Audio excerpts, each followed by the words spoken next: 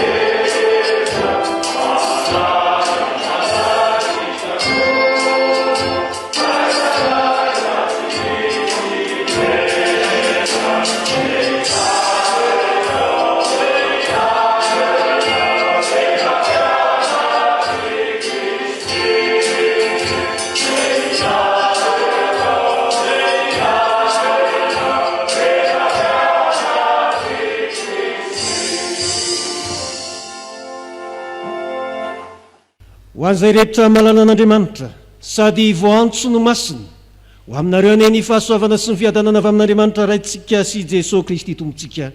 Amen. Anio alahady 9 volana May taona 2022 izay natokantsika eto amin'ny fiangonan'i Jesosy Kristy eto Madagasikara ho alahady totronam-bavaka ny sampana lehilahy kristianina ary banjinantsika ny lohahevitra manao hoe manavao ny Fanahy Masina. Ko andeha isika no manao fomba mampanahintsika hiatrika ny tompony. Ho viderantsika sy fankalazantsika n'Andriamanitra dia andeha ny salamo 7. Salamo 7 andiny voalohany ka hatramin'ny fahenina no entsika midera sy mankalaza ary manome voninahitra n'Andriamanitra. Salamo 7 andiny voalohany ka hatramin'ny fahenina. Hideran'ny tompo isika manao hoe Andriamanitra afaka rehetra ny fo ifanahiko ila sy ankalaza ifoaza ry varisolokona ifomarana koa hideranao eny ny firenena maro tsy ovona ary ankalazanao eny ny Kristy fa lehibe mihoatra ny lanitra ny famindramponao ary mipaka eny aminao ny fanahinao ary eo kaiky ambony tanrehetra ny voninahitra mba afaka mananao ivonjeo ny tananao ny hira fa 1:5 andininy voalohany sy fahatelo.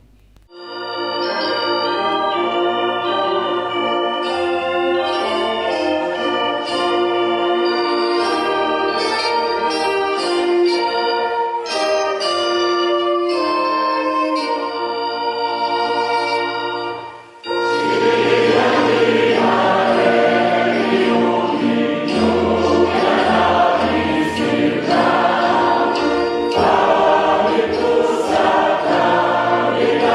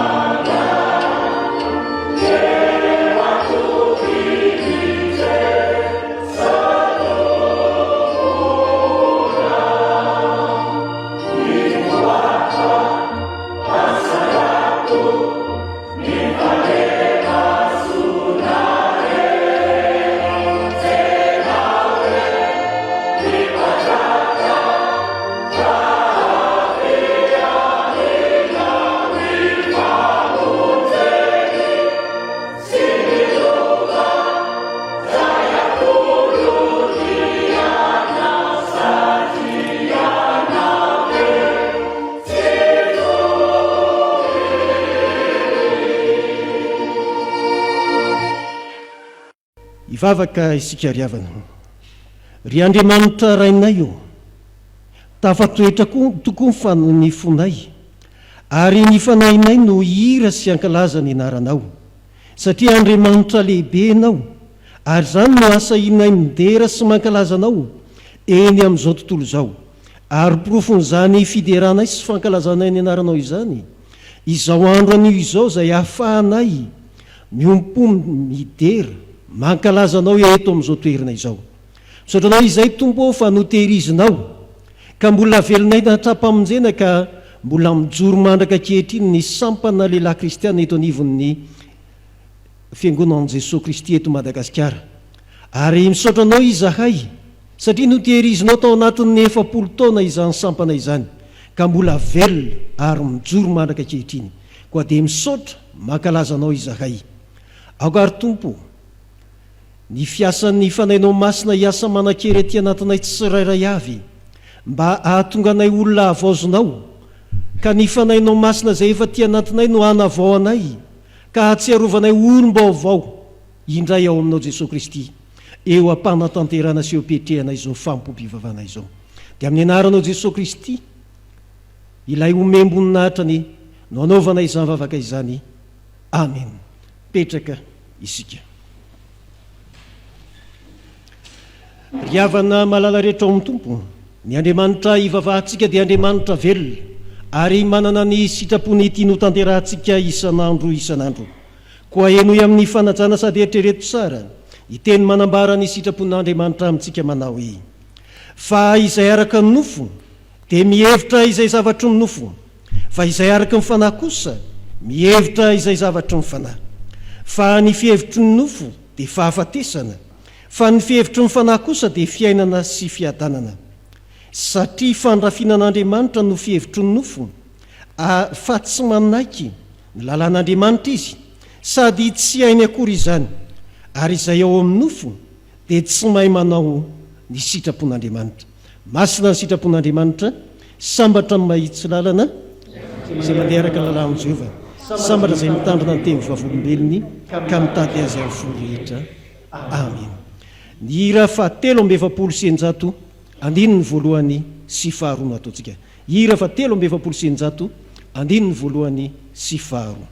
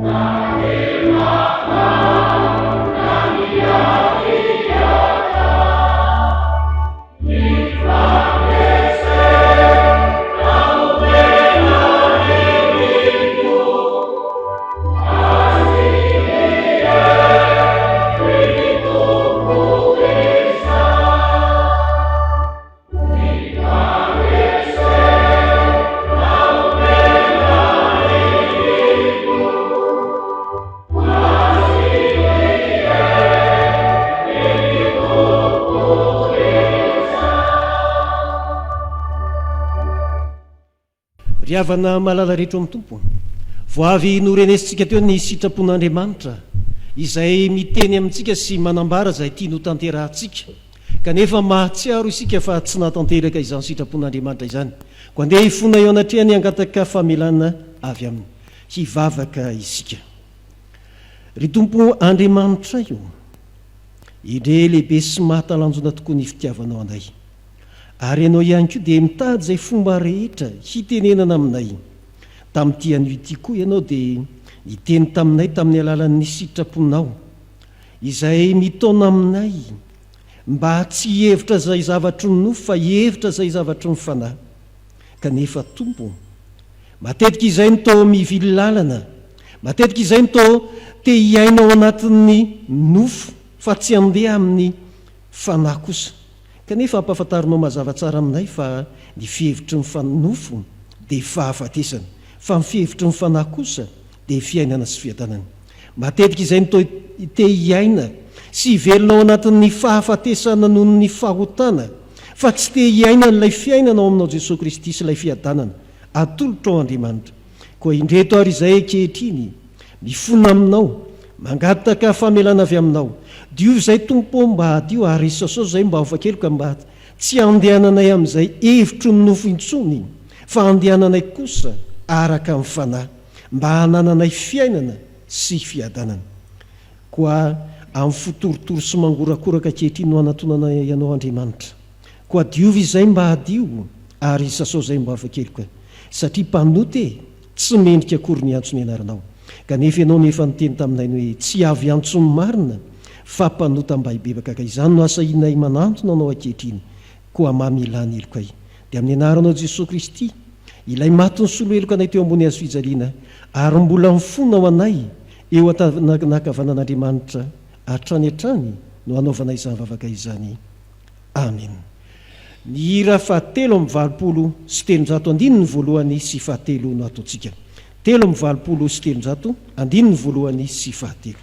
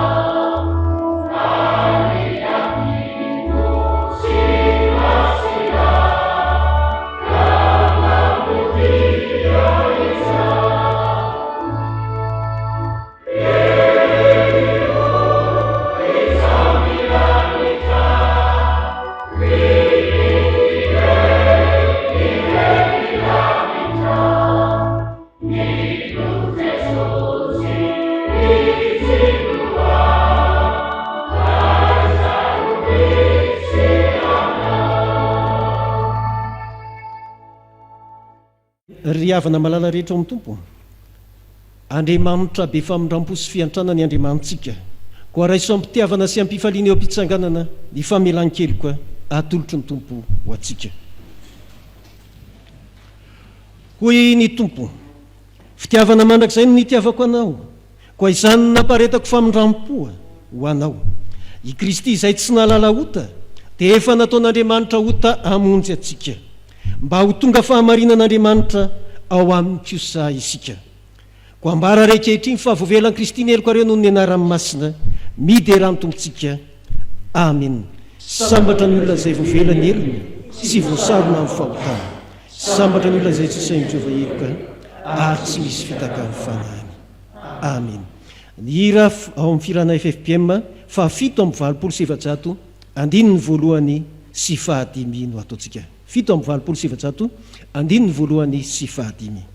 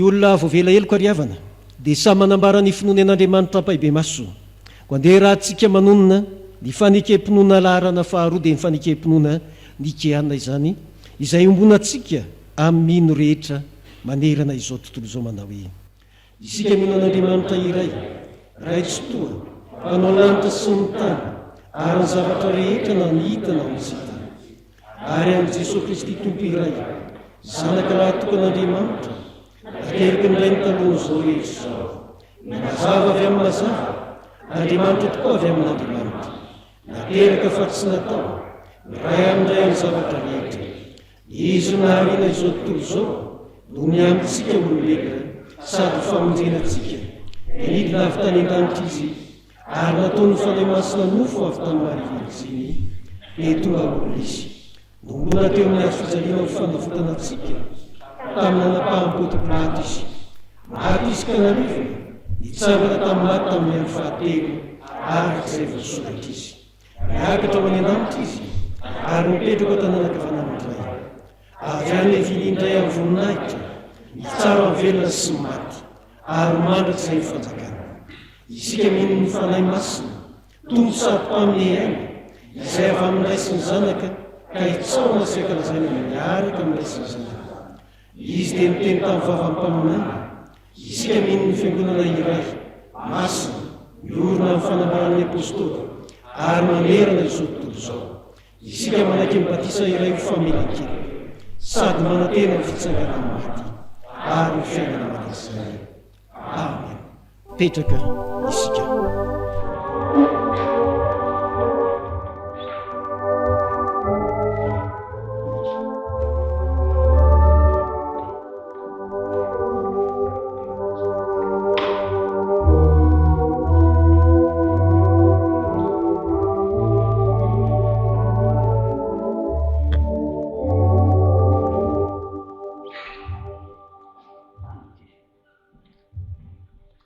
Riavana malala rehetra ao amin'ny tompo isaorantsika Andriamanitra noho izao alahady fahavalon'ny volana May taona 2022 izao izay alahady hitrotrotsika mbavaka ny sampana lehilahy kristianina manerana ny sahan'ny FJKM ary isaorantsika ihany koa ny fiangonana ny mpitandrina vady ny braon fiangonana ny mpihevitra raha amin'ny fiangonana ny mpandray fanasan'ny tompo ny kristianina rehetra eto amin'ny FJKM Faravohitra Avaratra Synodam-paritany iarivo Avaratra no nanaiky andray am-pitiavana izao 𝙍𝙤𝙝𝙮 fiombonana izao iroso amin'ny rakitra isika izao. Ny rakitra izay tanterahantsika dia rakitra indray mandeha ihany ny ataontsika ny amin'ity tia ny hira 700 no ataontsika hira 700 no ataontsika ao anatin'ny fanatanterantsika ny rakitra hira 700 no ataontsika mijanona ny hira rehefa vita ny rakitra.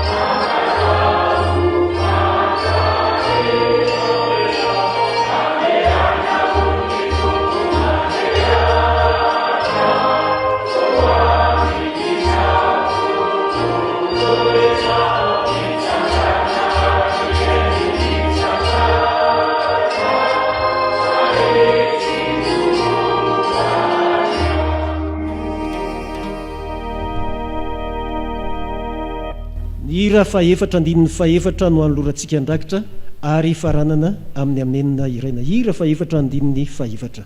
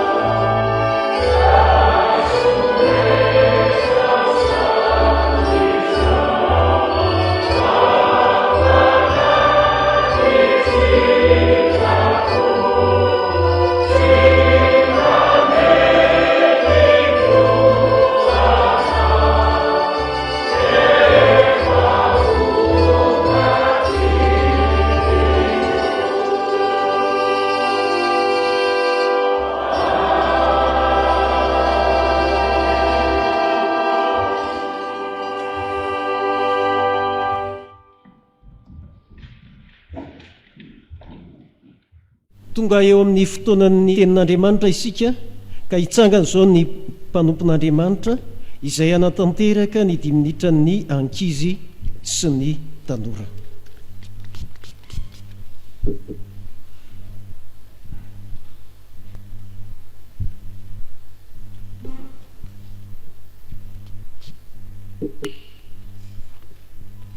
Yarivavaka sika ravako.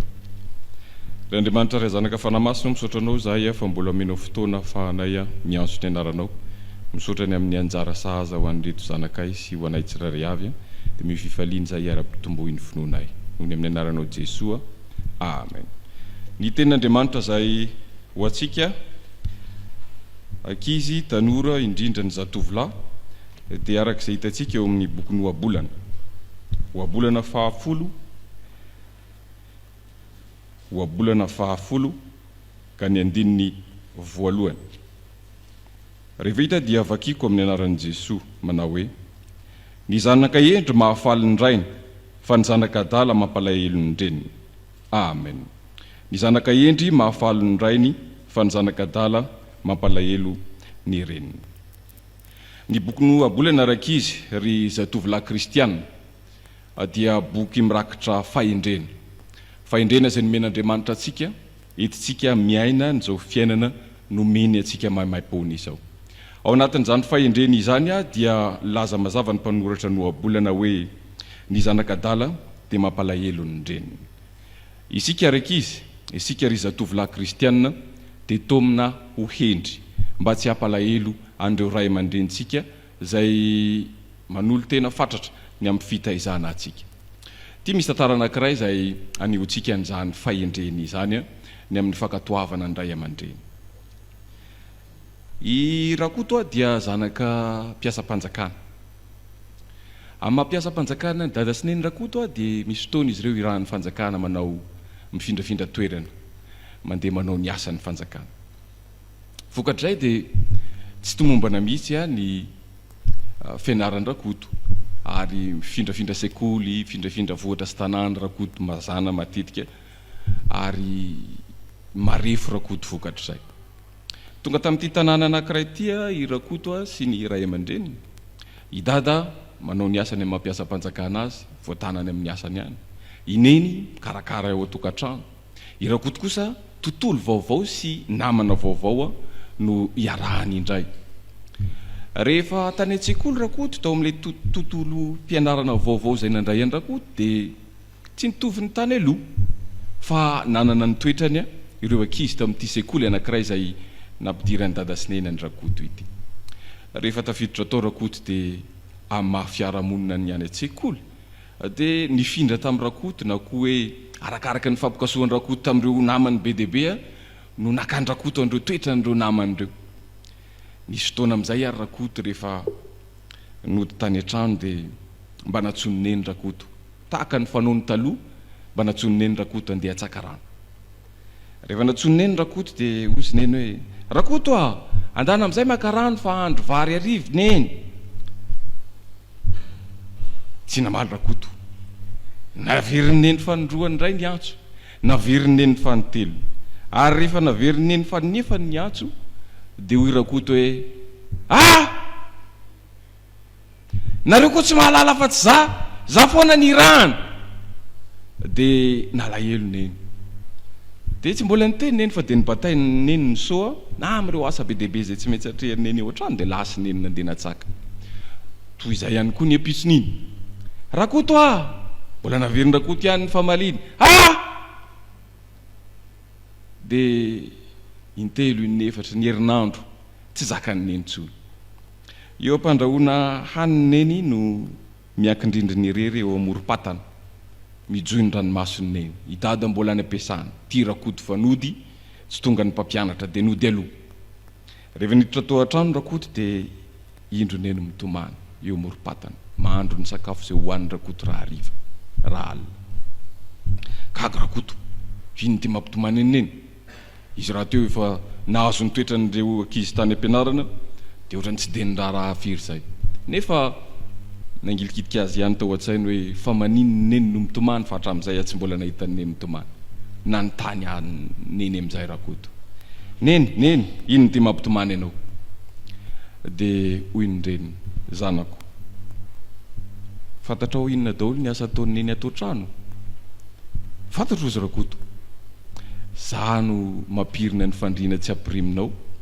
za no mamafa ny trano izay hidiranareo sy dady isan'andro tranandro eto feno vovoka feno fasika ny trano neny mamafa azy rehefa mirava avy any ampianarana nareo meny neny vary meny neny rano anaovany neny loka tsara fa nalahelo neny satria rehefa nisy fotoany rakoto mba natsona akarano anampeny neny dia sady tsy fahalalam-pomba namaliny rakotony neny no tsy nanao an'izay fanampiany izay mihitsy irakoto dia izay ny mampalahelo ny neny nipetraka fatratra tao anatin'ny sainy rakoto izay ranomasony neny izay ka nanomboka niovy rakoto raha teo ao anatin'ilay rantsana tsyna hoe sampana zatovo kristiana azafady lehilahy zatovo kristiana dia nampianarina tany mpiangonana izy tao amin'io rantsana anakireo amin'ny sampana lahy kristiana io hoe ny zanaka adala dia mampalahelo nyreny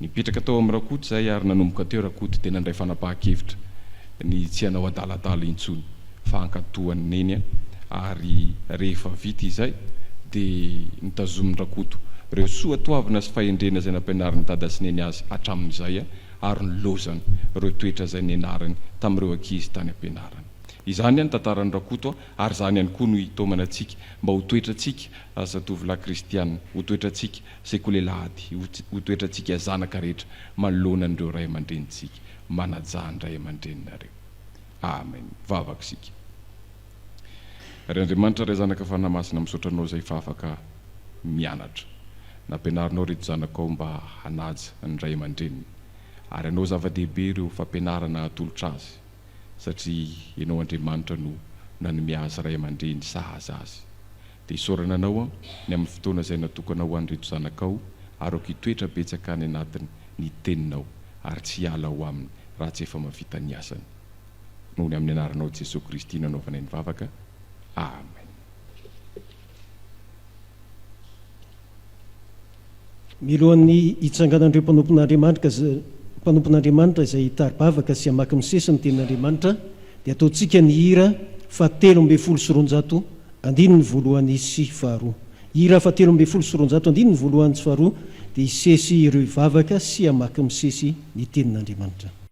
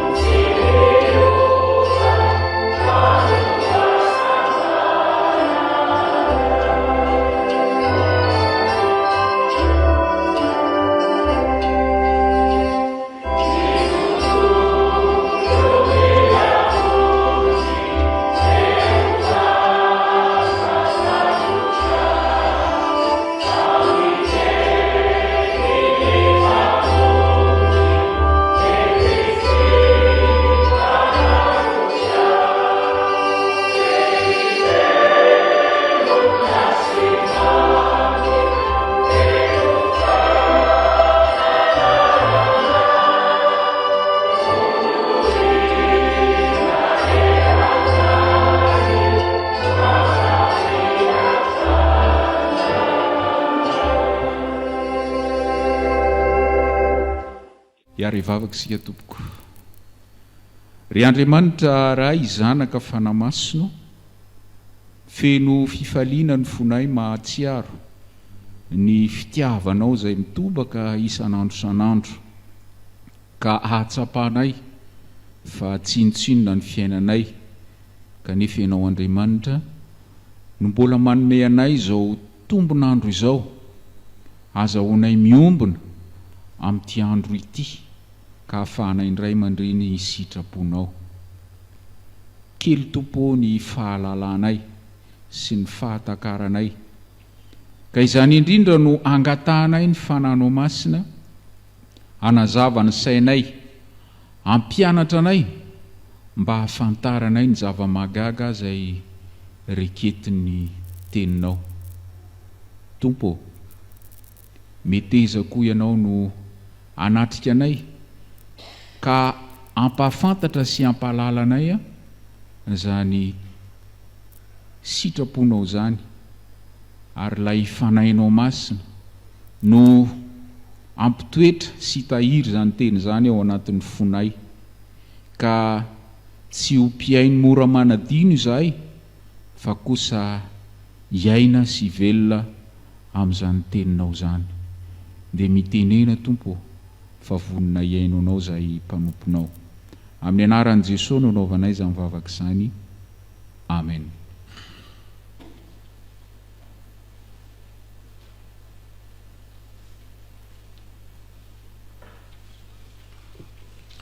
Iaraka maka ny teny soratra masina tsika aravana dia sokafo ny baibolitsika ao amin'ny Deutéronomia 4:30 ary horaisina amin'ny andininy 15 ary faranana amin'ny andininy 12.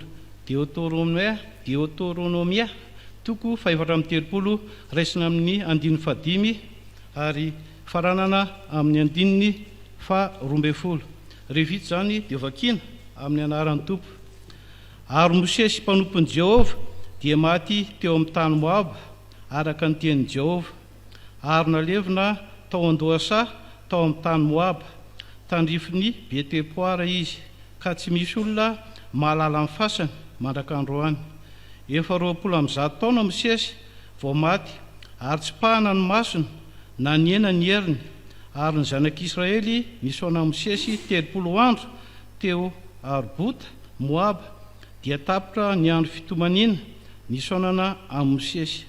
Ary Josoa zanaky Nona dia fenony fanahy-pahendrena, fa efa nametrahany Mosesy tanana izy, dia nihaino azy ny zanak'Israely, ka nanao arak'izay nandedian'i Jehovah amin'ny Mosesy.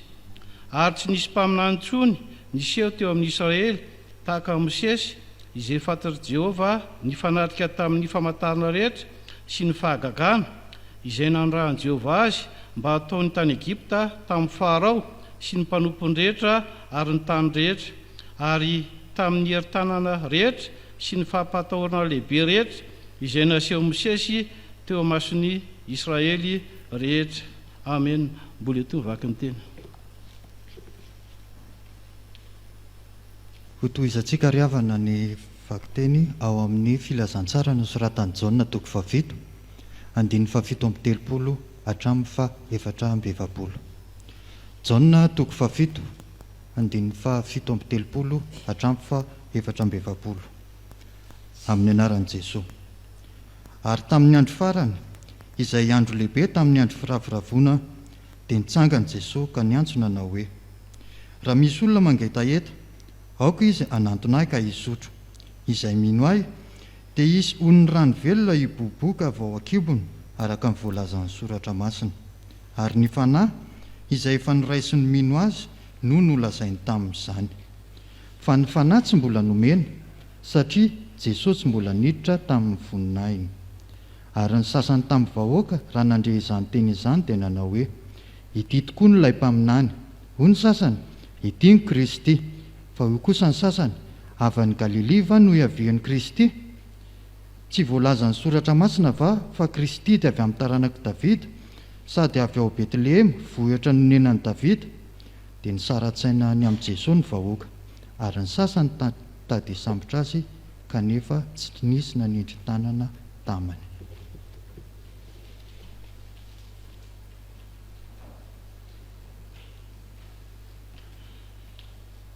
Bokin'ny asan'ny apôstôly toko 7:20 andininy voalohany hatramin'ny andininy 7 no amaranantsika azy. Asan'ny apôstôly toko 7:20 andininy voalohany hatramin'ny andininy 7. Ary raha mbola tany Korinto Apôlôsy dia nitetiny tany ambony Paoly ka tonga tany Efesôsy, dia nahita mpiandra sasany teo izy ka nanao taminy hoe: efa noresinareo va ny Fanahy Masina fony voanino ianareo?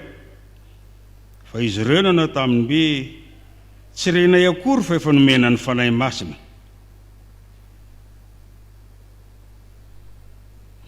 Ary Paoly: ho amin'inona ary nanaovana batisanareo? Dia hoy ireo: ho amin'ny batisan'i Jaona. Fa hoy Paoly: Jaona nanao ny batisan'ny fibebahana ka nilaza tamin'ny olona hino izay ho avy manaraka azy dia Jesoa. Ary raha nare zany izy dia natao batisa ho amin'ny anaran'i Jesosy Tompo. Ary rehefa nametrahany Paoly tanana izy dia nilatsaka tamin'ny Fanahy Masina, ary niteny tamin'ny fiteny tsy fantatra izy sady naminany. Ary tokony 12 no isan'izy rehetra. Ray Masino tenony fahamarinana. Amen. Hitsenantsika ny afatr'Andriamanitra dia ndeha ataontsika mpitsanganana ny hira fa 420 andininy voalohany. 420 andininy voalohany.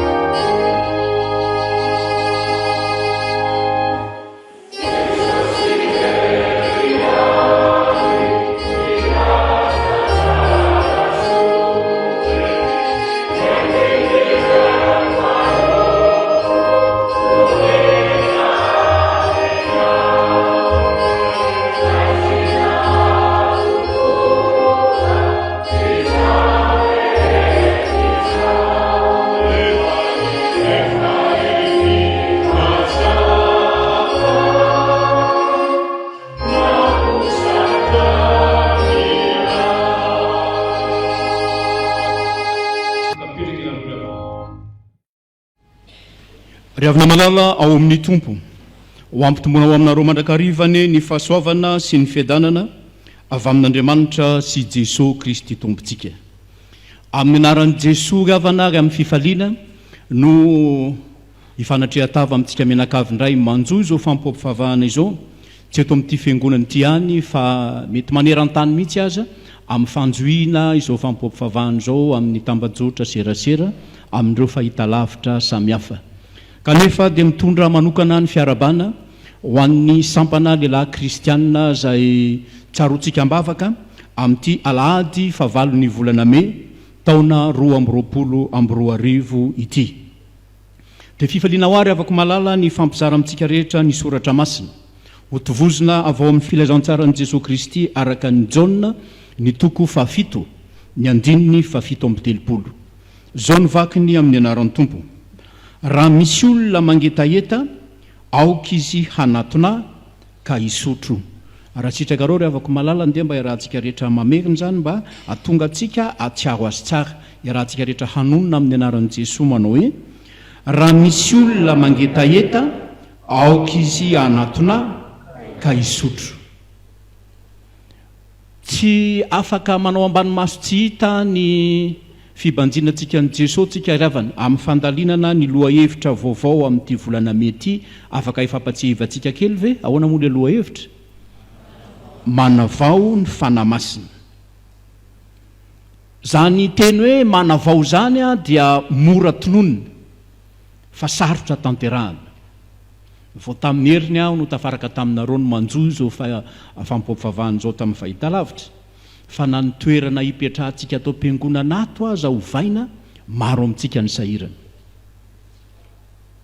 Mora ny miteny hoe miavao fa sarotra mandrakarivo zany. Ny lalatsaintsika amin'ny fiforonany zavatra anankiray ny vaovao izy. Fa rehefa hifantombiasa ny andro sy ny volana sy ny taona sy ny fotoana rehetra eo izy dia miatota, miakoka ary tôly any ny farany. Nefa riavana ny tompo dia afaka mampana tenanao fa afaka miavao ianao. Azonao atao mihitsy ny manana fiainana vaovao, fahariana vaovao ao am' Jesoa, na dia efa voky andro sy taona ela iainana azy ianao. Raha tahi ka manana izany faniriana iavao zany ianao, dia manana lesona ampitaina amintsika ny tompo amin'izao maraina izao, ao anatin'izao fampoampivavahana izao. Voalohany indrindra kavana, raha tianao no havaozy ny fanahy masina, voalohany indrindra aloha dia izao: maneke fa mangetaetan'i Jesoa ianao. Zay ny voalohany indrindra aloha. Maneke fa manana an'izany etaeta ho amin'ny fiavaozan'izany ianao. Zay ny lesontsika voalohany. Hitantsika zany a raha le tenin'i Jesoa tao amin'ny Jaona 7:7 teo. O Jesoa hoe raha misy olona mangetaeta, aoka izy anatona ka isotro.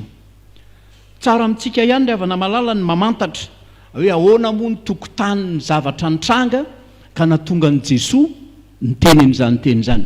Raha niainy tsara tsika ny fivaky ny soratra masina teo dia tao anatin'ny andro firavoravona, fankalazana moa zany izy io ny fetin'ny atao hoe trano ratsakazo na ny hoe fetin'ny tabernakely amin'ny fampiakaram-bokatra. Dia teo zany a ny jiosy mosaky manao fety dia misy zavatra ampianarina ampitaina amin'ny taranaka faramandimby. Ka ny zavatra tsahona teto indrindra, raha ohatra tsika ka mamaky ny Exodosy 7:7 amin'ny 9:1, ny fimenomenona ny zanak'Israely rehefa tratry ny etaeta tany anefitra. Satria zany hoe manaiky hoe zange mangetaeta, mety hafahafa miteny an'izany a, olona mangetaeta ve tsy afantatra hoe mangetaeta? Ny tantara niseho tamin'ny zanak'Israely tany anefitra dia le etaeta aranofo mila misotro rano. Ary nanaovan'Andriamanitra fahagagana tany Horeba dia nikapoka ny vato ny voan'ny rano dia tsarovany zany aty amin'ny andro ny firavoravona. Mbola natratra an'izany Jesosy Kristy. Ka rehefa mankalaza ny fety io a dia hoe ireo mpanao fivahiniana masina niakatra anakany amin'ny tempoly dia nitondra rano avy any amin'ny loharanony Siloam. Zany tantarain'ny soratra tranainy. Dia entina makany hoe ho fahatserovana ilay namoahan'Andriamanitra ny rano teo amin'ny vatolampy.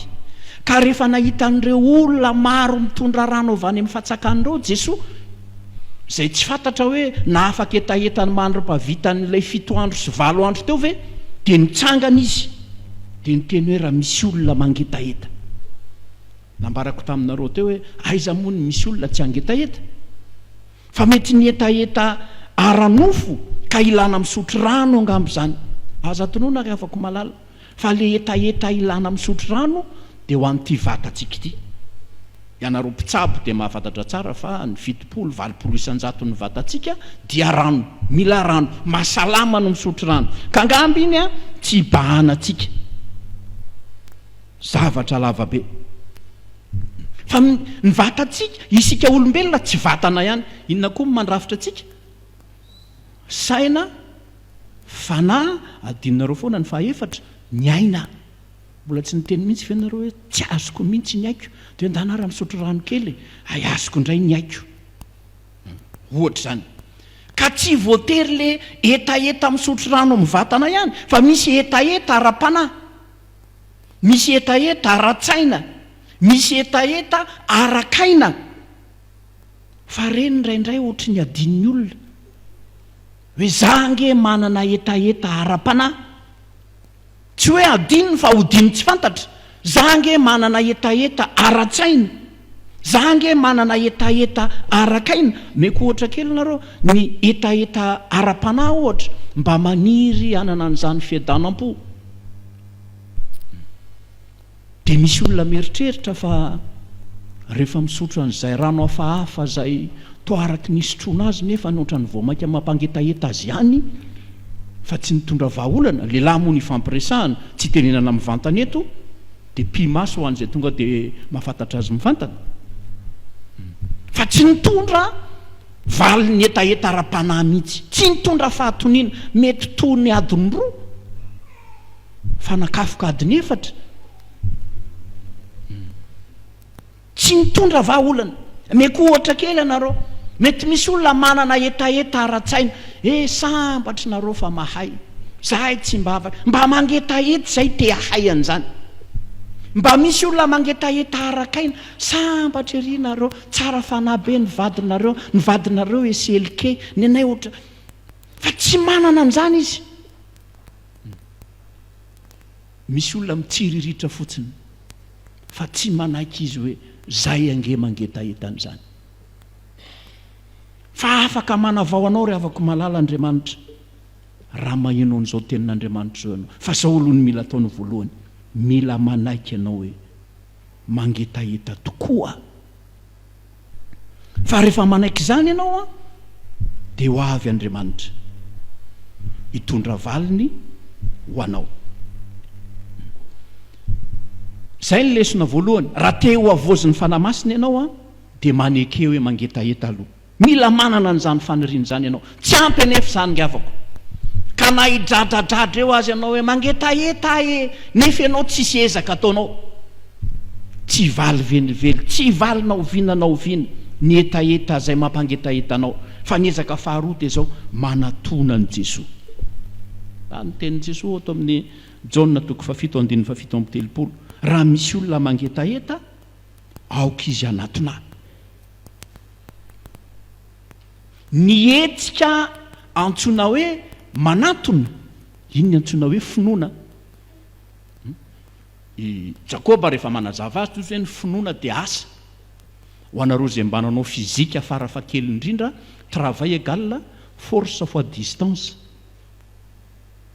ery ampitomboana elanelany dia rehefa manazava ny Hébreu 1:12 dia zany ny filazany ao finoana nanaterany Abela le manatitra zany miangeto dia makiry misy etsika ka io etsika manatona ny Jesosy io manaiky ianao hoe mangetaeta fa inoy hoe any amin'ny Jesosy lay mamaly ny etaetanao dia mila mianga eo amin'ny toerana misy ianao io ianao dia mandeha manatona ny Jesosy zany ihany no ahafahantsika mamaha ny etaeta ty anatintsika mila manatona ny Jesosy na dia efa nanaiky azy fa hoe mangetaeta fa eo ny olana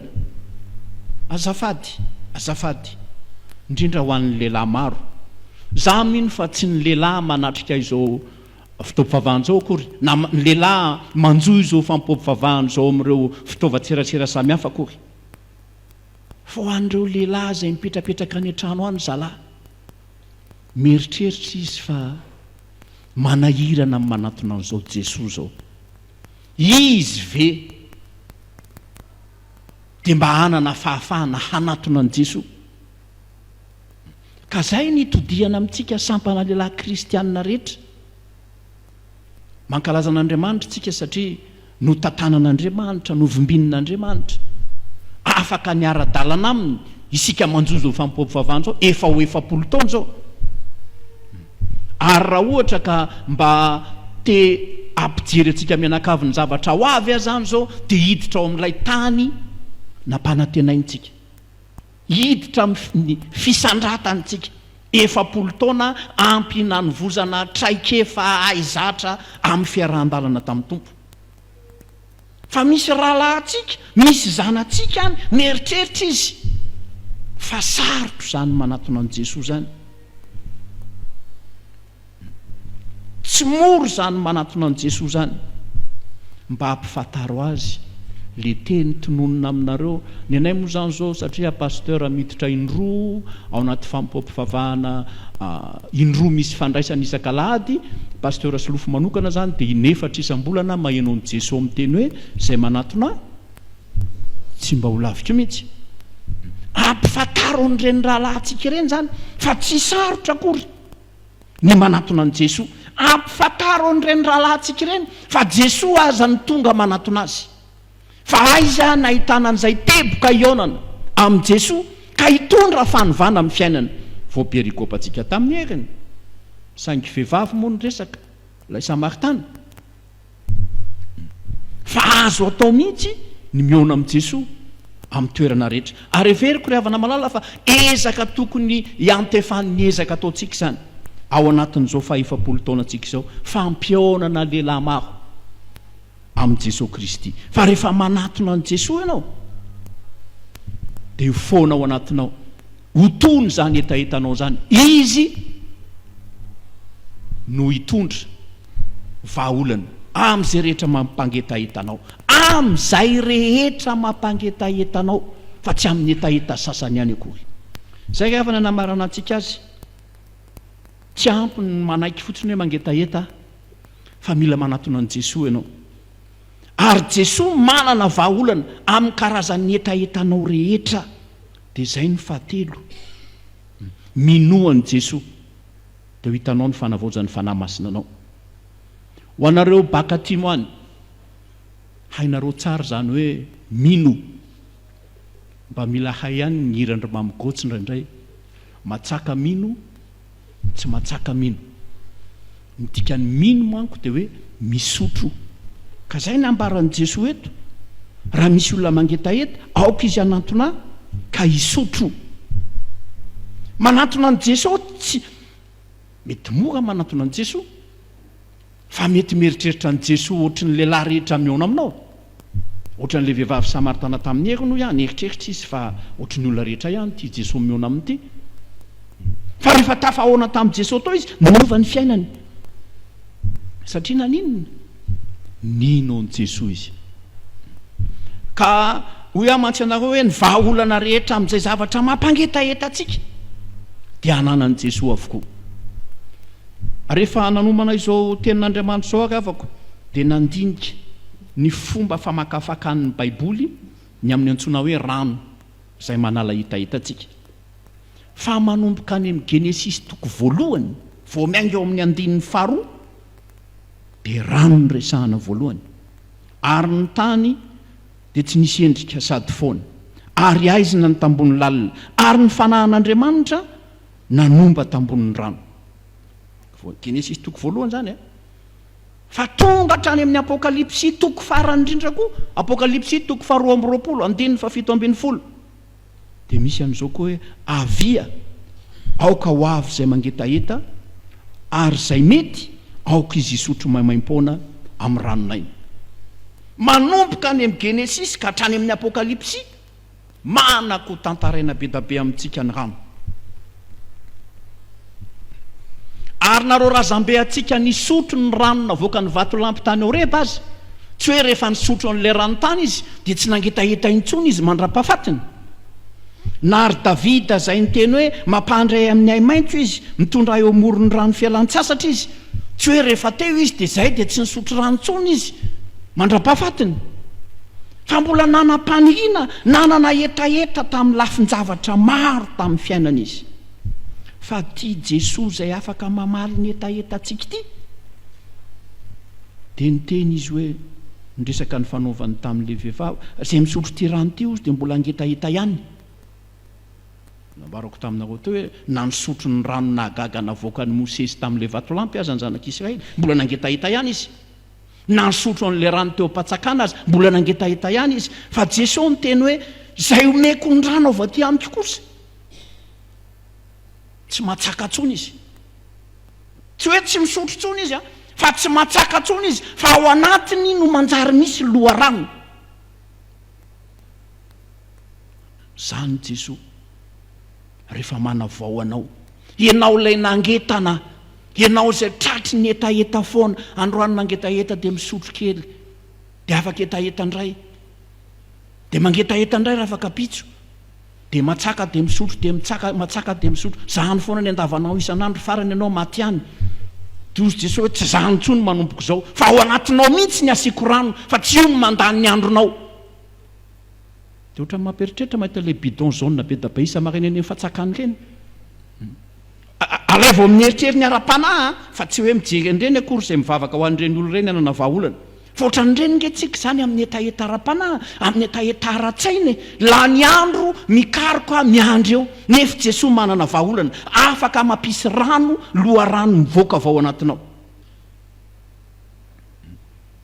io ambony kely ao ihany Jaona toko fahenina raha afaka mijery amin'ny baibolinao ianao ny 7:30 zay mino a dia isy onony rano velona miboiboika avao akibony azafady ny 7:30 eo amban'le nivakitsika teo ny vahaolana fototra mihitsy no ampitoerin'i Jesoa aty anatitsika tsy sarotra ary avana ary Andriamanitra tsy manaiky atsika ho potehany tantara ka mahaolana ho sedrain'ny fiainana zany raha ataony loha hevitra banjintsika amin'izao synody zao ahoana moa le izy votosy filazantsara dia ahoana ny toyany filazantsara manova ny tantara ka ianao aloha miova voalohany ekeo zany fa rehefa manaiky angetahety ianao dia tonga nanatona an' Jesosy ianao dia manatona an' Jesosy tsy manatona an' Jesosy fe manatona an' Jesosy ianao fa mino an' Jesosy dia miovy ianao ao anatinao manjary misy loharano ary mety misy olona koa afaka matsaka ao aminao zany ny fiovana mahagaga azon'i Jesosy atao aminao so ihany fanetiko nanaraka teto ambony pilipitry ty rano ty fa raha misy olona mangetaheta raha mijery nyty fotsiny ve dia afaka ny etahetany mety voamaky aza hoe raha io zao mba memy pastera kanefa le izy tsy ameko dia voamaky hitombo ny etahetany fa tsy afaka ny etahetany raha tsy maninona sotro nyty izy ka izay ny manahirana be da be tsika indrindra isika lehilahy afaka miteny amin'ny olona hoe tsara nge ty rano ty fa tsika tsy niteny aminy hoe mba handramo ampaherentsika ny gavana ny Fanahy Masina fa zany ny ilainantsika ohatra velona hoe zay zao nasian'Andriamanitra loharano miboiboika aty anatinay ary mety tsy azo tapohana rano hafa tsony fa sao dia mivadika zavatra hafa afaka manavao anao Andriamanitra zao meteza aloha hoe mangetaheta dia manatona an' Jesosy dia mino azy anampy anao ny Fanahy Masina ahafahanao manatanteraka izany amen.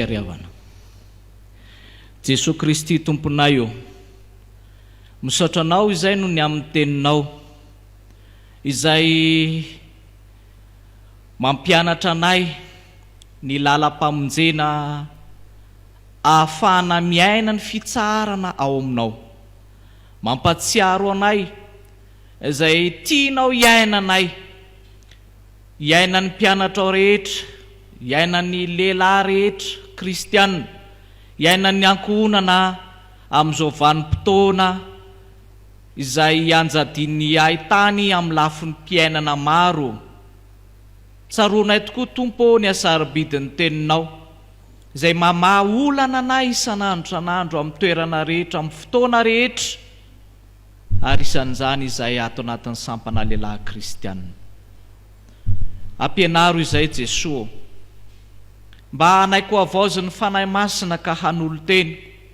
atsiaro fa ho anay indrindra ny teninao ny teninao anatin'ny soratra masina eo ambany fitarehan'ny Fanahy Masina no anafaka ny etaetanay rehetra ary ampahery anay mba handroso hanatona anao ka hino sy ankatoa ny famonjenao ny fitondranao ary indrindra ny mahatompo sy Andriamanitra anao indreto ary izay Jesosy manaiky zay tsy amin'ity andro anio ty ihany fa amin'ny andro rehetra iainanay mba ho anjakanao, mba hitoeranao amin'ny alalan'ny fanahy masina, ka hamelombelona ny foa mampananay ane ny fiainanay manontolo izay kanakaina, ny fiainanay rehetra ny teninao. Mivavaka manokana izay ho an'ny sampana lehilahy kristianina eto anivon'ny fiangonan'i Jesosy Kristy eto Madagasikara, indrindra amin'izao fankalazananao Andriamanitra noho ny 400 taona ny orenan'ny SLK izao. Jesosy, ianao lay lohan'ny lehilahy rehetra, lay fitaratra sy mpitarika ny lehilahy rehetra no irinay, hitari-dalana anay ka ho tena lehilahy kristianina tokoa izay, na eo anivon'ny ankohonana, na eo anivon'ny fiangonana, na eo anivon'ny fiarahamonina mba ho mpitarika, ka mba ho andry ankina ny rehetra, amelombelona ny fanantenana eo anivon'ny rehetra, eo anivon'ny tontolo, ka hitarika ny olona ao aminao Jesosy Kristy. Vavaka izahay ho an'ireo tanoranao, indrindra ny tanora ny zatovolahy kristianina izay irinay hijoro sy hiseho tokoa amin'ny maha zatovolahy kristianina azy ireo, mba ho fanantenana ho an'ny sampana lehilahy kristianina, ho amin'ny hoaviny, eny ho an'ny fiangonanao sy ny firenena aza. Vavaka izahay ho an'ireo lehilahy rehetra mbola tsy ao anatin'ny sampana SLK, izany antsonao nentefa tamin'ny olona rehetra zany ene, dia mba ho ataon'izy ireo zava-dehibe ka hahatonga azy hisafidy sy hanapa-kevitra anatevin-darana izany sampana lehilahy kristianina izany. Vavaka izahay ho an'ny fiangonanao, ho an'ny fiangonan'i Jesosy Kristy eto Madagasikara, ho an'ny birao ny mpiandraikitra foibe, ho an'ny mpiandraikitra foibe, ho an'ireo mpanatanteraka rehetra isaky ny synodam-paritany, isaky ny fitandremana, ny isam-piangonana. Tompo, taio mba iorona mafy, iorona tsara ao aminao Jesosy Kristy ny finoanay, ary dia mba ho lehilahy mahery tokoa ny lehilahy kristiana rehetra ao anatin'ny fiangonana. Vavaka koa izay ho an'ny firenenay, indrindra amin'izao vanim-potoana sarotra sady manahirana izao, mba handraindraikitra ny lehilahy kristianina, indrindra ireo mihevitra ny tenany sy fahamanaiky fa ianao Jesosy Kristy no tompo sy mpamonjy, mba hitondra vahaolana ka hanafaka etaeta amin'ny lafiny rehetra noho ny aminao sy noho ny amin'ny baikonao Kristy tompo. Maro ny zavatra tena mangatahana, kanefa mahatoky izay satria ianao raha teo dia Andriamanitra mahatoky sady marina. Ko fiombonanay dia iarahanay manonona zao ilay vavaka efa nampianarinao mpianatra ao Jesosy manao hoe: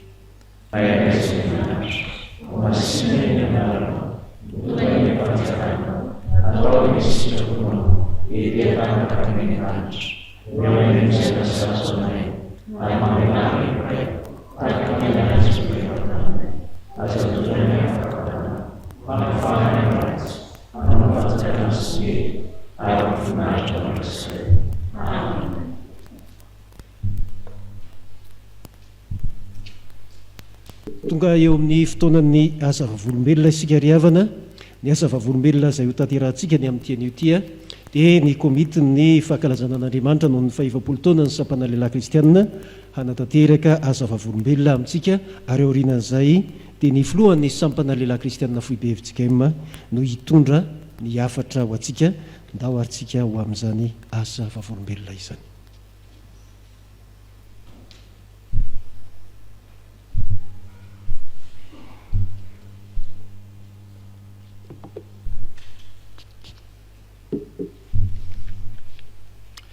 Ravana malala rehetra amin'ny tompo amin'ny anaran'ny komitiny 500 taona ny sampana lehilahy kristianina no hijoroako eto anao fanentanana ny amin'ireo ezaka izay tsy maintsy hatrehantsika.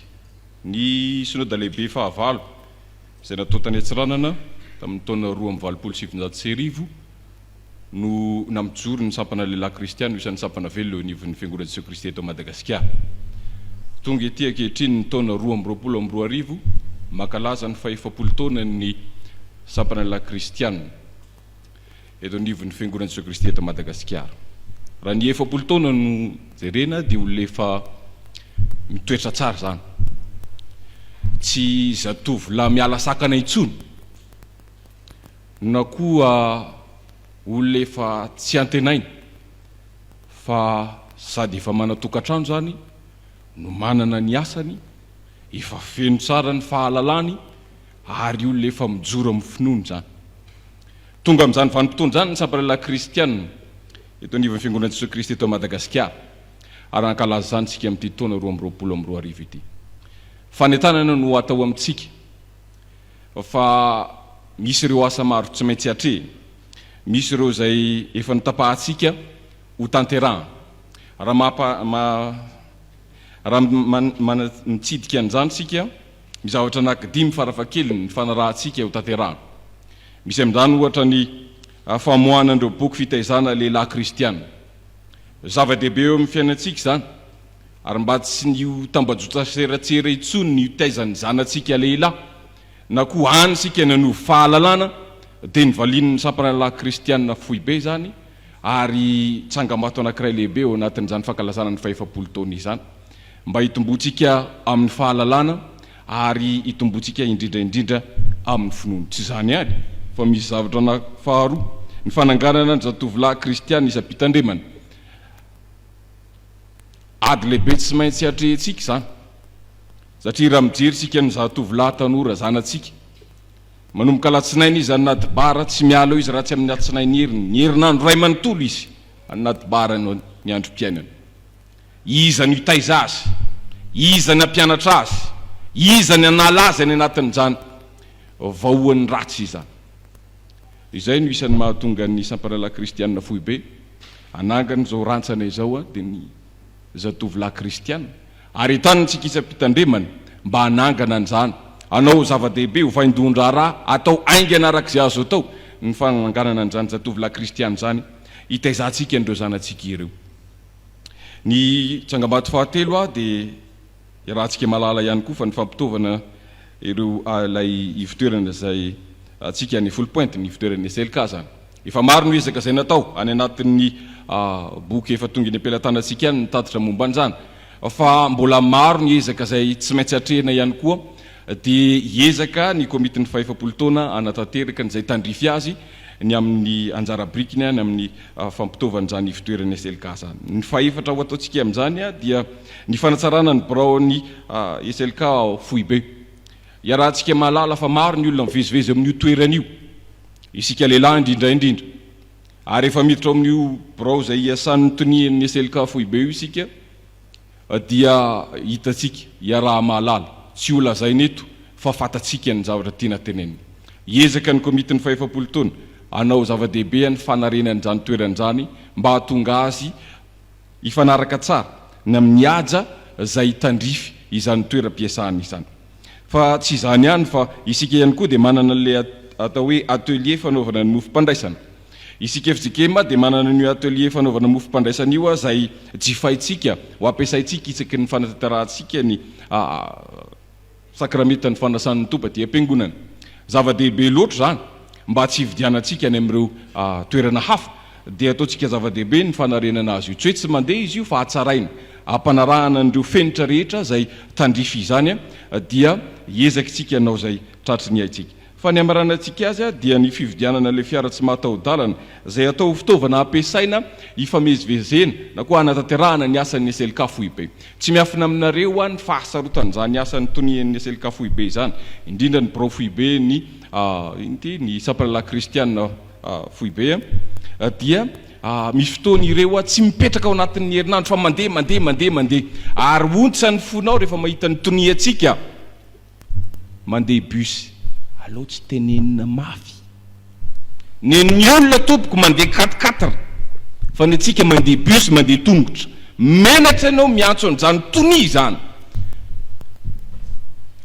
dia malahelo ianao, tsy maintsy raisitsika ny anjara tandrifatsika tsirairay avy. Hitodika aiza moa isika neny lehilahy, isika ny tompona andraikitra amin'izany ary tsy misy olona azosika ny liana an'izany niza sahitaraina any amin'ny dorikasy fetsika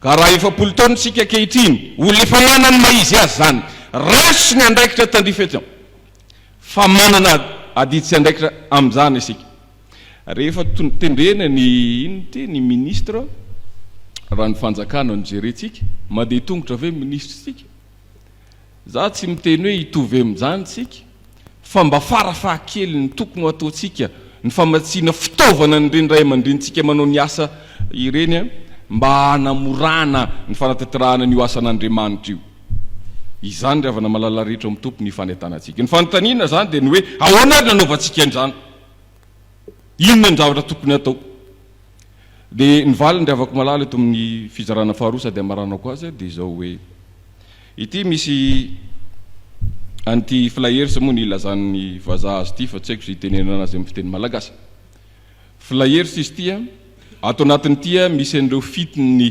tantaran'ny SLK ato anatin'ity misy ny foto-kevitra hijoroany ara-teolojika sy ny sisa fa ny zava-dehibe amintsika dia ilay amalele hoe ahoana ny ahatrarantsika an'izany tanjony zany misy 5 izy ireo ny tanosaintsika teo ahoana ny ahatrarantsika an'izany ato anatin'ity flyers ity ry avana malala rehetra amin'ny tompa dia voalaza mazava fa amin'izay ezaka izay dia ezaka tsika sampanalahy kristianina tsiraray avy isam-pitandremana na tsy ny sampanalahy kristianina ihany azy fa zay lehilahy rehetra ka mahatsiaro azy ho lehilahy dia ezaka tsika ianao zay tratriny haitsika 5,000 no heverina ho ataotsika ny amin'ny tony flyers tony izara azy tony isika eo amin'ny 50 000 eo ny isany ho aparitaka manerana ny sonadaparitany eto Madagasikara ka rehefa tonga ny ampelantananao dia ity taratasy ity flyers ity zay ahitanao ny tantaran'ny SLK ahitanao fanentanana maro samihafa hijanona ho anao izy ity fa izy kosa taratasy anaraka an'ity flyers ity zay anoratanao ny anaranao sy anomezanao an'ilay vola 5,000 ariary farafahakeliny zay ho ataonao ny manome mihoatra tsy ferana dia ho avy zay taratasy zay ampiasana any amin'ny fitandremana ary rehefa tonga any amin'ny fitandremana io dia ny sampana lehilahy kristianina fitandremana no andraikitra azy andray ny anaran'ireo lehilahy rehetra tsy voatery sampana lehilahy kristianina ihany ny zatovolahy kristianina ihany fa isika lehilahy rehetra amin'izay didy sy andraikitra masina zay anyrahany tompo atsika zay dia efa itsika zay 5,000 ariary zay soratana any amin'ny filohan'ny SLK fitandremana ny SLK fitandremana indray rehefa avy eo no manatitra n'ilay lisitra tsika tsiraray avy zay nanoratra n'ilay nanome ilay fanomezana zay 5,000 ariary averokiany farafahakeliny ny mihoatra tsy ferana dia ny sampanalahy kristianina fitandremana no anatitra izany taratasy zany indray eny amin'ny sampanalahy kristianina synodam-paritany ary ny sampanalahy kristianina synodam-paritany manao zay ahatongavany izany vola izany sy ireo lisitra ireo zay nandray anjara rehetra aty amin'ny foibe any SLK foibe izany ry avako malala ao anatin'izany ry avana malala maranako azy ary dia izao miorena tsara aza miova ry lehilahy mahery inoko fa mahery isika ary vanim-potoana zao hijoroantsika mahalehilahy mahery isika satria nahoana mila manarina isika reraka ny tanindrazantsika marisarisa isika ny amin'ny fanompoana an'Andriamanitra mila manarina isika satria eny am-pelantanantsika no avy ny fiangonana eny am-pelantanantsika no avy ny zao firenena izao ka lehilahy mahery isika dia tahaka ny Davida manana fahasahiana zany manana fahaiza-manao zany na dia tsy nandalo sekolo mikasika ny atao hoe stratégie militaire azy Davida dia jereonareo ny fahaiza-manao ny Davida rehefa niaraka tamin'Andriamanitra izy zany ihany koa ny toe-posy ny toe-panazy etisika miatrika n'izao adidy masina petraky ny tompo amintsika izao ka alahoery ry lehilahy mahery andeha hoe faitsika ny anjara tandrifetsika mba ho voninahitra ilay Andriamanitra zay niantso atsika ho ao amin'izany sampany zany ary ho voninahitra ilay Andriamanitra zay nanao atsika ho lehilahy mahery hiatrika ny adidy masina zay niantsony atsika dia ho an'Andriamanitra rery ihany voninahitra sora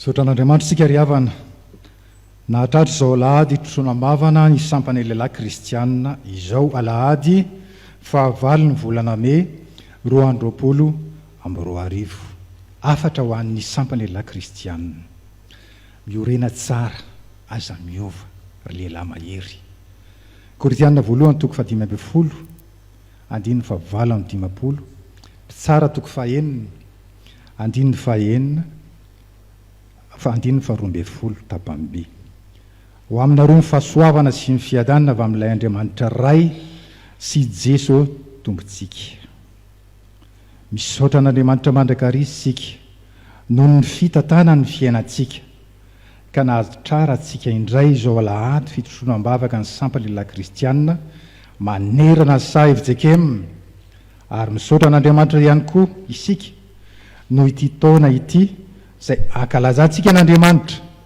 noho ny 40 taona ny sampany lehilahy kristianina FJKM fa hoy soratra masina aoka napaka amponareo ny fiadanan'i Kristy fa ho amin'izany no ny antsoina anareo ho tena iray aoka ho fisehan'ny fisaorana ianareo Kolosianina toko 3 andininy 5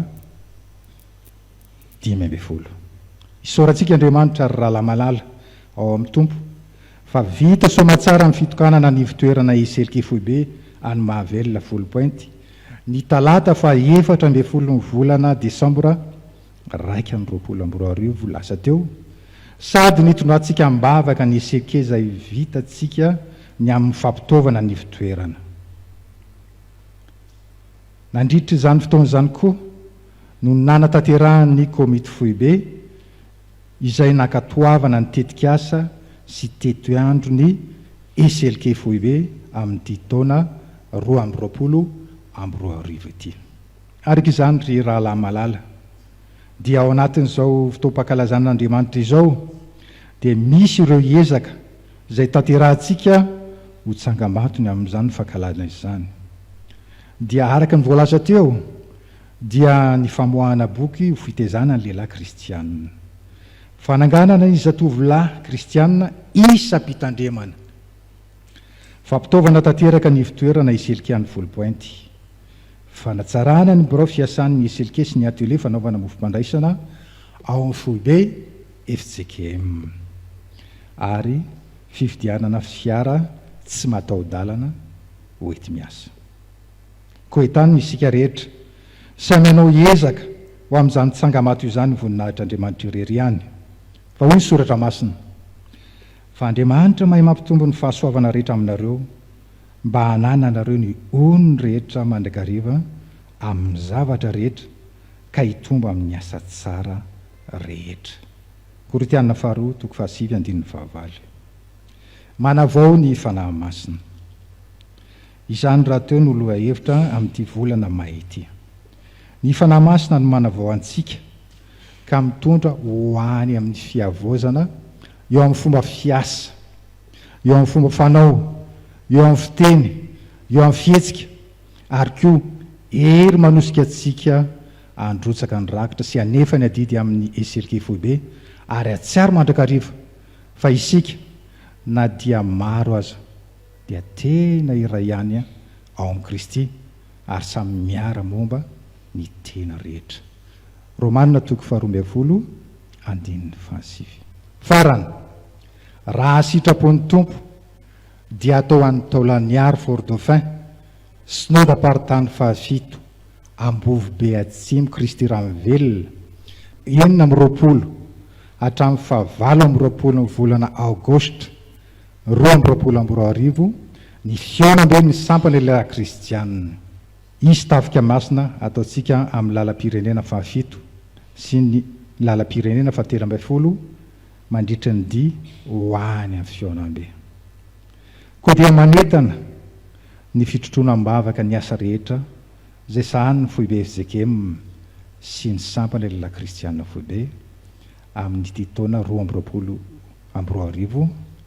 ho voninahitra Andriamanitra irery ihany manao velomanareo amin'ny anaran'ny Tompo Jesosy antanara rehefa 1:30 volana Marsa 2020 nitony raha miandra ny rinana hitan-tsoavitra mpitandrina ny filoha Rakoteurso Benjamin Désiré.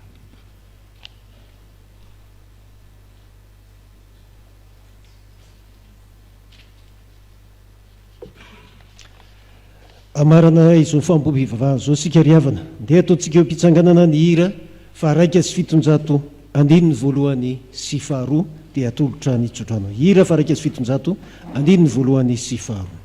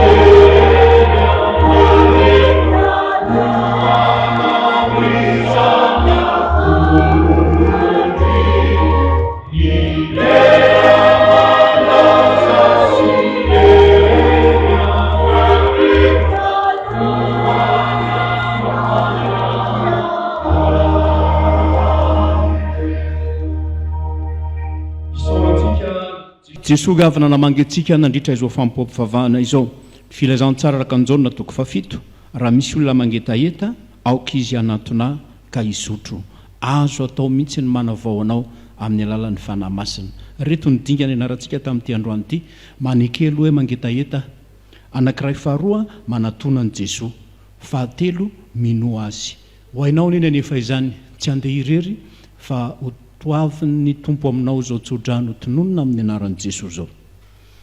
Andriamanitry ny fiadanany ahamasina anareo samy ho tanteraka ka aoka ho arovany avokoa ny fanahinareo sy ny anareo ary ny tenanareo ho tanteraka ka tsy anatsiny amin'ny fiavian'i Jesosy Kristy tompontsika mandehana amin'ny faherezana sy ny fifalian'ny tompontsika. Amen. Zao toerana eo.